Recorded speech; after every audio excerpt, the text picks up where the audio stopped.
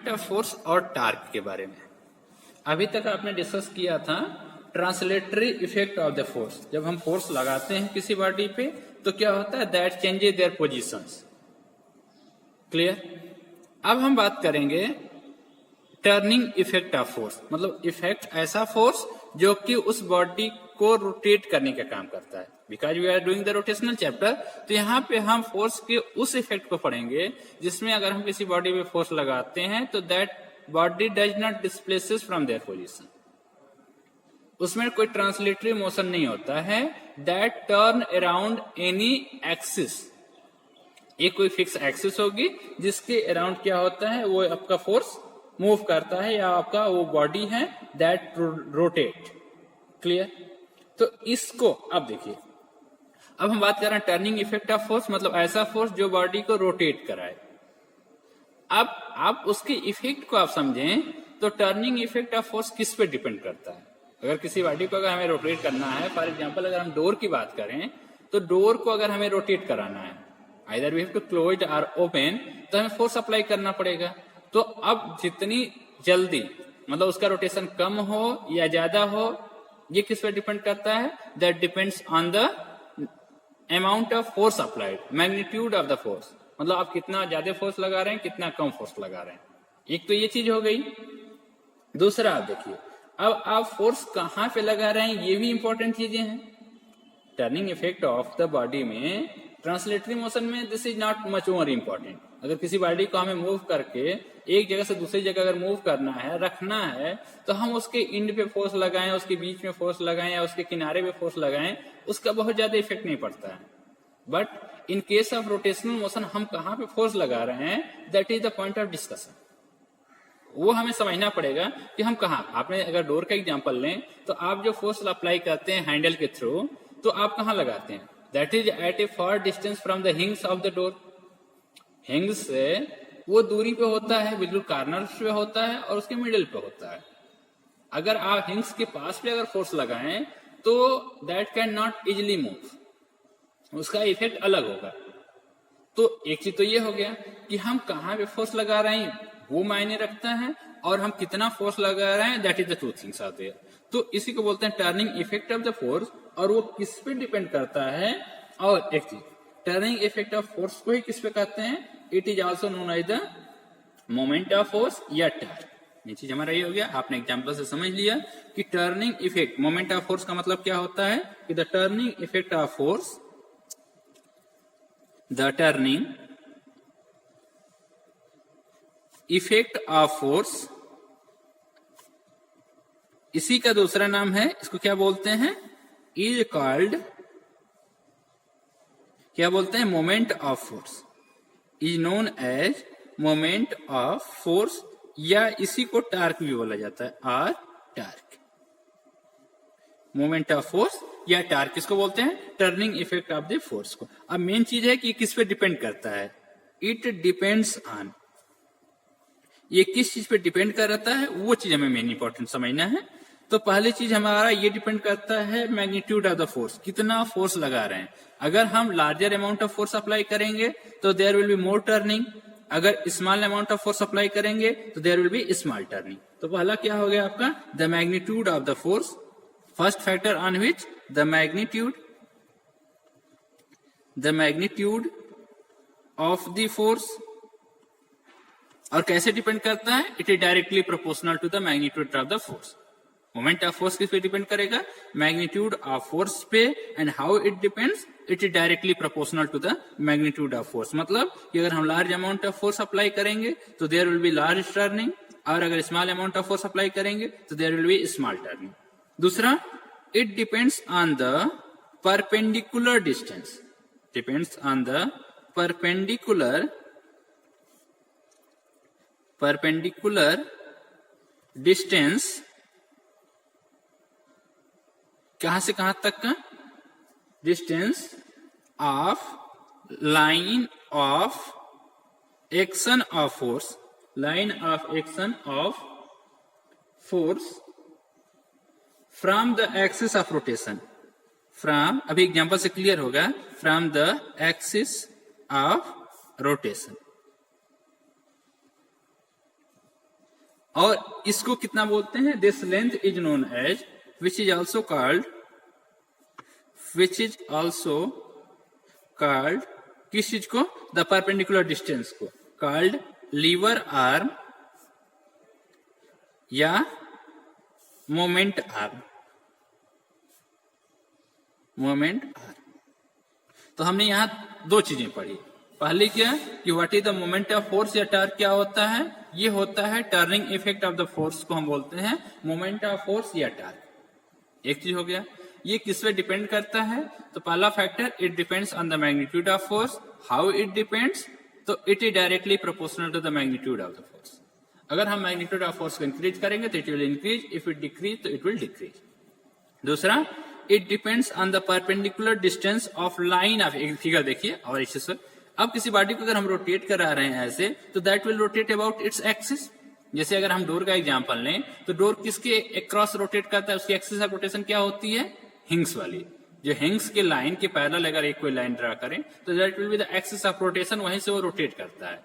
अब उस एक्सिस से हम जो फोर्स लगा रहे हैं उसके बीच की परपेंडिकुलर डिस्टेंस, इस बात को समझें कि अगर मान लीजिए हमारे पास, देखिए अगर ये मान लीजिए डोर है, ठीक, यहां पे एक हिंग्स है और एक हिंग्स यहां पे है, ठीक।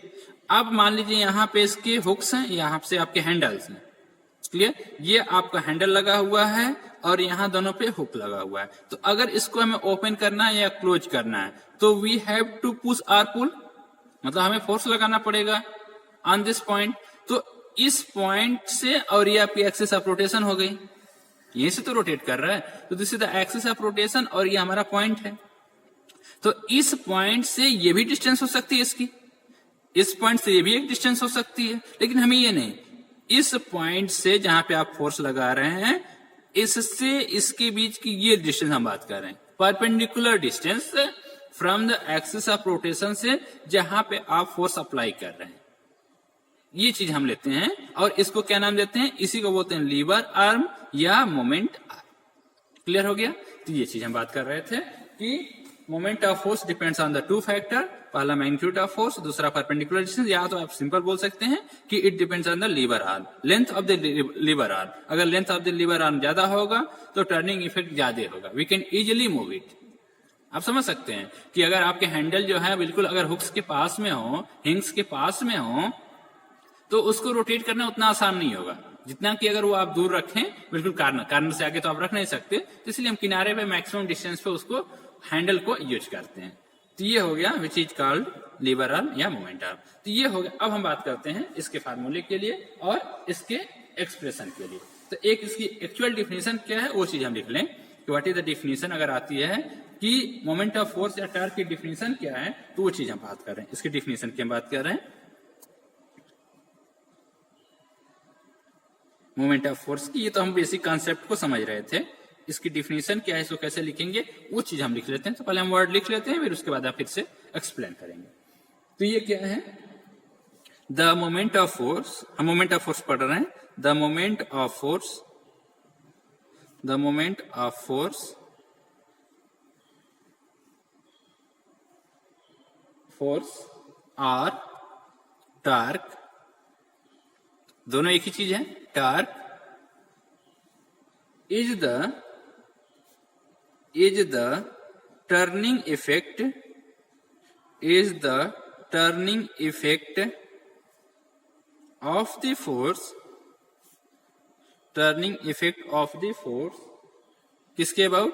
about the axis of, about the axis of rotation। ये तो फिजिकल मीनिंग हो गई कि टर्निंग इफेक्ट और मोमेंट ऑफ फोर्स क्या होता है। This is the turning effect of the force about any fixed axis of rotation and it is measured as, it is measured as the product of the, as the product of the, किसका? Product of the magnitude of the force. मैंने अभी factor discuss किया था तो उसी के अब उसका फार्मूला हम डिस्कस कर रहे हैं। मैग्नीट्यूड ऑफ द फोर्स और किस पे, एंड जो भी फैक्टर है, एंड परपेंडिकुलर डिस्टेंस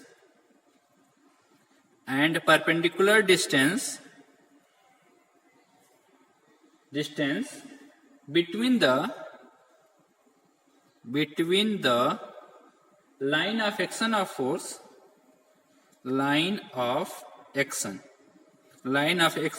force जहां पे आप फोर्स अप्लाई कर रहे हैं, एंड एक्सिस ऑफ रोटेशन।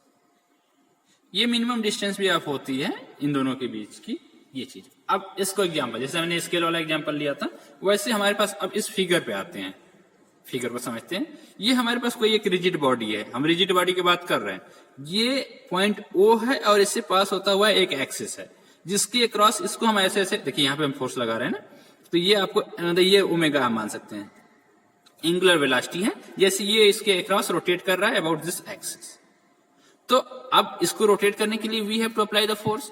हम यहाँ पे मान लीजिए ये point of application of force है, यहाँ पे हमने मान लीजिए फोर्स लगाया, तो ये हमें ऐसे रोटेट करेगी। तो इस एक्सिस ऑफ रोटेशन से ये वाली परपेंडिकुलर डिस्टेंस, थोड़ा सा आपको दिख नहीं रहा है, समझ में आ रहा है, लेकिन इसको फिजिकली विजुअलाइज करिए। जो मैंने एग्जांपल बताया ना आपको, ये इस पे डिपेंड करता है। जैसे हमारे पास यही बॉडी है, ये गेट हो गया, तो अगर हमें ऐसे इसको खोलना है, ऐसे रोटेट कराना है, तो ये हम we have to apply the force here. तो यहां से ये वाली डिस्टेंस की बात कर रहे हैं कि ये परपेंडिकुलर डिस्टेंस की लेंगे, तो इन दोनों के प्रोडक्ट के बराबर होता है कि कितना फोर्स लगा रहे हैं। तो इसको हम फार्मूला लिख लेते हैं कि on the basis of this.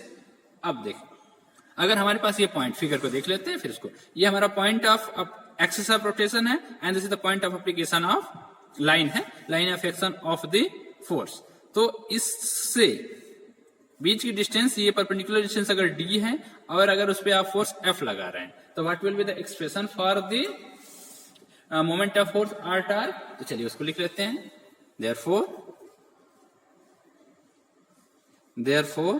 that is moment of force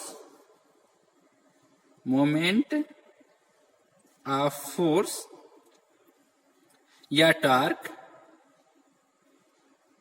इसका सिंबल होता है टाउ, याद रखिएगा, ये टाउ लिखते हैं। Tau is equal to magnitude of force, हम फोर्स को मतलब मैग्नीट्यूड की बात कर रहे हैं, multiplied by perpendicular distance.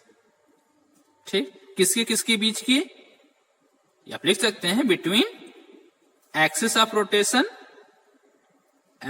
Rotation के बीच में, एंड पॉइंट ऑफ एप्लीकेशन, या line of point of application of force, या line of action of the force भी समझ सकते हैं, वही चीज है। या इसको अगर हम सिंबल में लिखें तो टाउ इज इक्वल टू, अगर हम F फोर्स अप्लाई कर रहे हैं और डिस्टेंस D अगर है, F into D। This is the mathematical formula, this is the product, ये क्रॉस नहीं है क्योंकि हम सिंगल चल रहे हैं, वेक्टर साइन हम नहीं ले रहे हैं।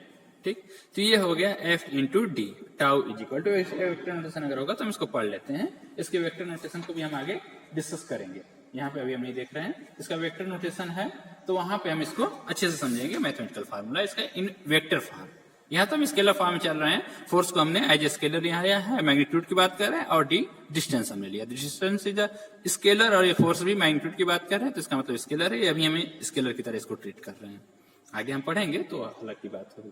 क्लियर हो गया। या इसी को लिख सकते हैं कि टाउ इज इक्वल टू कितना है, फोर्स, और मैंने डी को क्या बताया था, क्या लिख सकते हैं, लीवर आर्म, या इसको क्या कहते हैं, आर, मोमेंट आर, दोनों चीज बोल सकते हैं, लीवर आर्म या मोमेंट आर।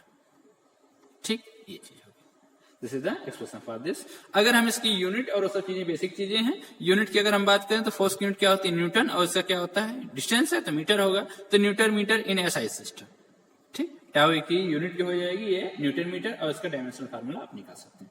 साइन कन्वेंशन थोड़ा सा देख लेते हैं, इसके लिए जो इंपॉर्टेंट है वो साइन कन्वेंशन, मतलब कब हम टार्क को पॉजिटिव लेंगे और कब टार्क को नेगेटिव लेंगे। तो अगर मान लीजिए टार्क जो टाउ कब होगा, is positive if body rotates in anti clockwise, if turning is along किधर, एंटी क्लॉकवाइज, अगर एंटी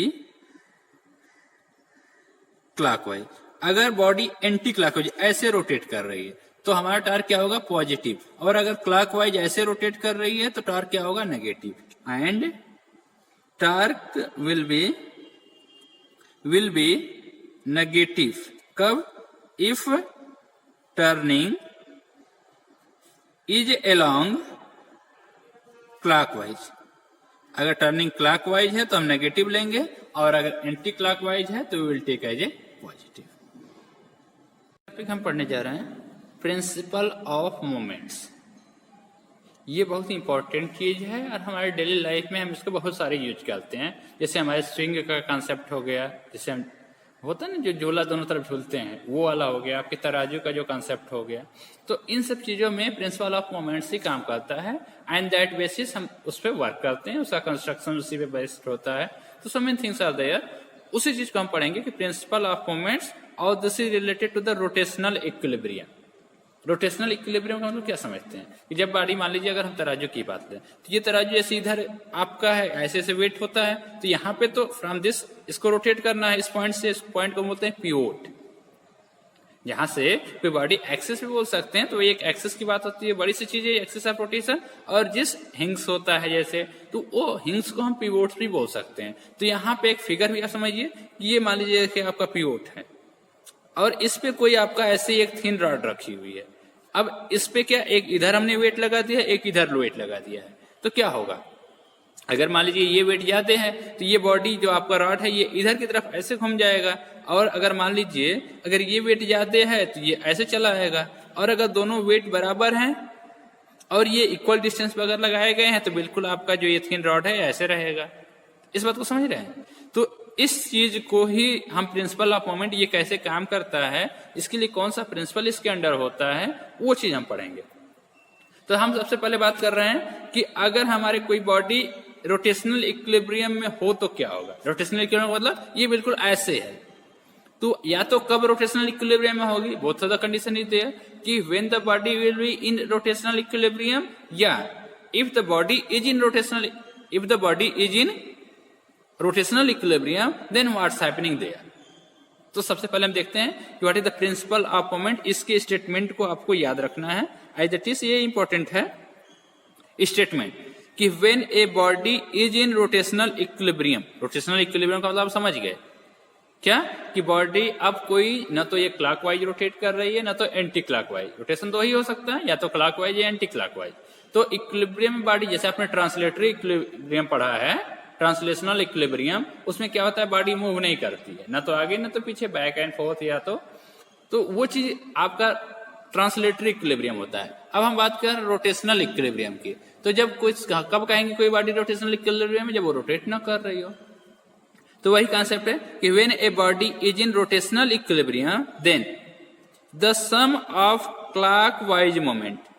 क्लॉकवाइज मोमेंट का मतलब क्या है कि इस बॉडी को अगर ये क्लॉक ऐसे घुमाने वाला जो फोर्स है उसको बोलेंगे clockwise moment, about any point, इस पॉइंट का नाम होता है pivot, is equal to sum of anti clockwise moment about that point. समझ में? अभी और क्लियर हो जाएगा, पहले स्टेटमेंट समझ लेते हैं। Or the algebraic sum of moment about any point is zero. Algebraic sum कहाँ करते हैं? अलजेब्रिक सम का मतलब क्या होता है, इसको समझ लेते हैं। अलजेब्रिक सम का मतलब होता है कि हमें सम तो करना है, एडिशन तो करना है, but by keeping in mind the sign of that quantity. उस क्वांटिटी की साइन क्या है, उसके मैग्नीट्यूड की बात नहीं करते हैं। अगर वो मान लीजिए क्वांटिटी पॉजिटिव है तो उसको हम प्लस लेकर के सम करेंगे, अगर वो क्वांटिटी माइनस है तो हम प्लस तो करेंगे बस विद द नेगेटिव साइन, वो माइनस हो जाएगा। तो इस चीज की हम बात कर रहे हैं। फिर प्लस अगर है, अब प्लस, क्योंकि मोमेंट ऑफ फोर्स या टार्क क्या है, ये आपका पॉजिटिव भी हो सकता है और ये नेगेटिव भी हो सकता है। कब पॉजिटिव होगा? जब एंटी क्लॉकवाइज रोटेशन हो, एंटी क्लॉकवाइज टर्निंग हो। कब नेगेटिव होगा? जब क्लॉकवाइज टर्निंग हो। तो इस बात को आप समझ लिए। तो स्टेटमेंट आप एक बार अच्छे से समझ लेते हैं कि according to principle of moments the body will be in rotational equilibrium if the sum of the clockwise moment is equal to the sum of the anti clockwise moment. ठीक है, ये कई सारे फोर्सेस के लिए, हमारे एग्जांपल में तो सिर्फ एक ही फोर्स लगा हुआ है, तो यहाँ पे सिर्फ हमारे पास एक ही क्लॉकवाइज मोमेंट होगा और एक ही एंटी क्लॉकवाइज मोमेंट होगा। लेकिन मान लीजिए इसके अलावा और सारे, एक वेट यहाँ हम लगा लें, एक वेट हम यहाँ लगा लें, एक वेट यहाँ लगा दें, एक और वेट लगा दें, तो कई सारे क्लॉकवाइज मोमेंट हो जाएंगे और कई सारे आपको एंटी क्लॉकवाइज मोमेंट हो जाएंगे। तो वो चीजें में हमें सम वर्ड यूज करना पड़ेगा, अदरवाइज सिंगल है तो we don't have the problem. तो sum of the clockwise moment should be equal to the sum of the anti clockwise moment, या एक सिंपल वर्ड में कहें कि algebraic sum of the moments about any fixed point, about any point या about any pivot is equal to always 0। समझ में आया? ये क्या है? प्रिंसिपल ऑफ मोमेंट्स है। अब चलिए फिगर बनाते हैं, हम इसको ऐसे समझते हैं। ये हमने क्या लिया है? एक थिन यूनिफॉर्म रॉड हमने ले लिया है। ठीक, अब ये क्या है? This rod is able to rotate about this point, इसको बोलते हैं पिवोट, इसका नाम भी लिख ले रहे हैं कि this is the pivot. Pivot क्या है? O। अब इसके क्रॉस क्या है? This is free to rotate, आगे ऊपर भी जा सकते हैं, नीचे भी, एक क्लॉकवाइज भी रोटेट कर सकती है, एंटी क्लॉकवाइज भी रोटेट कर सकती है अबाउट दिस पिवोट।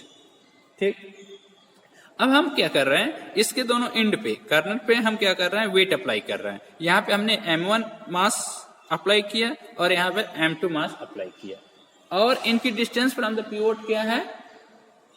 जो M1 हमने लगाया है इसकी डिस्टेंस फ्रॉम द पिवोट हमने ले लिया D1, और M2 जो हमने अप्लाई किया है that is applied at A distance D2 from the pivot. Clear कि हमारा D1 क्या है? D1 is the distance of the mass which is applied on the rod from the pivot. D2 हम जब मास अप्लाई कर रहे हैं, कुछ और वर्ड में हम उसको समझ लेंगे, फ्रॉम द पिवोट जहां मास M2 एक्ट कर रहा है। क्लियर? अब देखिए, अगर मास M1 है तो इसका वेट क्या हो जाएगा?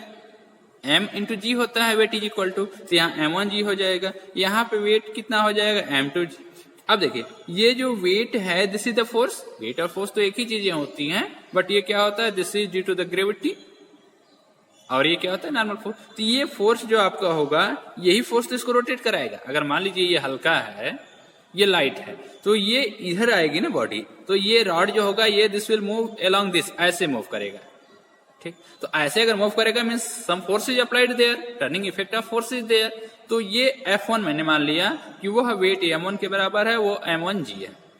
सिमिलरली इधर आपका होगा M2 और उसका वेट क्या हो जाएगा? M2G, और this will be in terms of force अगर हम बात करें तो वो F2 हो जाएगा। ये हम वेट की तरह लगा रहे हैं, अगर हम उसको खींचते तो हमारे पास क्या हो जाता? आपका फोर्स अप्लाई हो जाता। तो वो चीज हमारा यहाँ पे जो हम फोर्स अप्लाई कर रहे हैं in terms of the weight हो गया।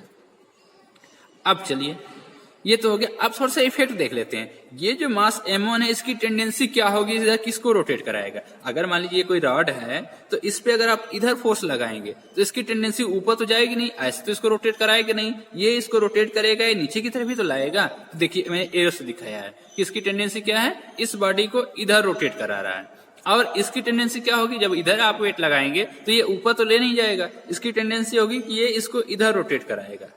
क्लियर? तो ये F1 की टेंडेंसी क्या है? It has tendency to rotate the uniform rod in which direction? Clockwise या एंटी क्लॉकवाइज? ये कौन सी डायरेक्शन है? ऐसे अब इसको घुमा रहा है, मतलब ये एंटी क्लॉकवाइज में। ये क्या कर रहा है? This will rotate in clockwise. तो F2 की जो डायरेक्शन है, F2 की टेंडेंसी है वो उसको क्लॉकवाइज रोटेट कराने की, और F1 की जो टेंडेंसी है it has tendency to rotate in anti clockwise.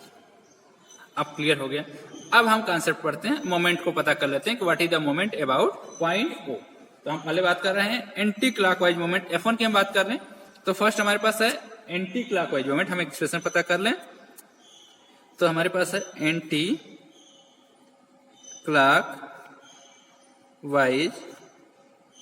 Moment, anti clockwise moment about, ये लिखा जाता है हमेशा पॉइंट O के अबाउट। किसकी वजह से? ये हो जाएगा आपके पास क्या है? F1, फार्मूला तो आपने पढ़ा ना, F1 इंटू D1। ठीक, और या तो चाहे तो ऐसे भी ले सकते हैं, W1, F1 बराबर W1 है इंटू D1। ये हम इक्वेशन 1 ले लेते हैं। सिमिलरली ये तो देखिए एंटी क्लॉकवाइज हमने मोमेंट पढ़ लिया। अब सिमिलरली हम क्लॉकवाइज मोमेंट देख लेते हैं। क्लॉकवाइज मोमेंट क्या हो जाएगा? किसके about, A B about O. This will be equal to F2 into D2, ये वाली इसकी बात कर रहे हैं, इज इक्वल टू F2 बराबर W2 into D2। This is equation number 2। अब प्रिंसिपल ऑफ मोमेंट क्या कह रहा है कि this clockwise moment should be equal to anti clockwise moment, या anti clockwise moment should be equal to clockwise moment.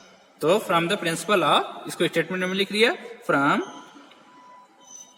The principle of moment, principle of moments, कब, ये कब अप्लाई होगा, when the body is in rotational equilibrium.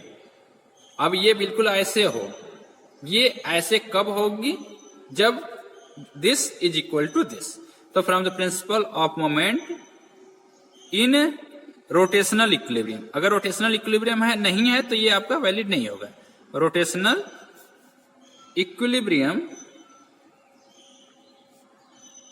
क्या होना चाहिए, anti clockwise में। क्यों हमने एंटी क्लॉक पहले लिख रहे हैं, क्योंकि हमारा F1 एंटी क्लॉकवाइज है ना, इसलिए हमने F1 लिख लिया। अगर ये मान लीजिए F2 लेते हैं, M1 लेते तो क्लॉकवाइज एंटी क्लॉकवाइज एक ही चीज है। एंटी क्लॉकवाइज मोमेंट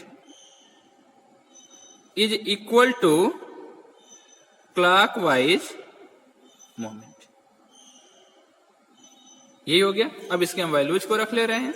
वैल्यूज हमारे पास क्या है, हमने पता किया है, ये आपका है F1 इंटू D1। D1 क्या है, यहां पे लीवर आर्म हो जाएगी, into is equal to F2 into D2। या इन टर्म्स ऑफ अगर वेट बात करें तो W1 into D1 is equal to W2 into, ठीक। या इसको हम वर्ड में लिख लें तो इसको हम लिख सकते हैं W1 क्या है, लोड है, इंटू ये क्या है आपका लोड आर्म, ठीक, इज इक्वल टू W2 क्या है, इसका इफेक्ट है,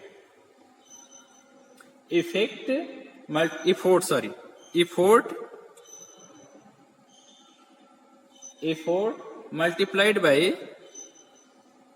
इफोर्ट आर्म, सॉरी ये आपका इफोर्ट आर्म। तो मतलब लोड आर्म क्या है, जहां पे लोड अप्लाई कर रहे हैं, देखिए ये लोड है, जैसे हम तराजू से काम कर रहे हैं तो जो हम लोड लगाते हैं, जैसे कोई चीज हम तौल रहे हैं तो वो हमारा लोड हो गया, और यहाँ पे सॉरी यहाँ पे जो वेट और इसका इफेक्ट क्या है, यहाँ पे हम इसको लगा रहे हैं तो इधर क्या इफेक्ट मिलता है, कोई भी हो सकता है, इसको भी हम लोड मान सकते हैं तो इसको इफोर्ट हो जाएगा, ठीक। इसको हम लोड मानते हैं तो उसका ये इफेक्ट हो जाएगा, क्लियर।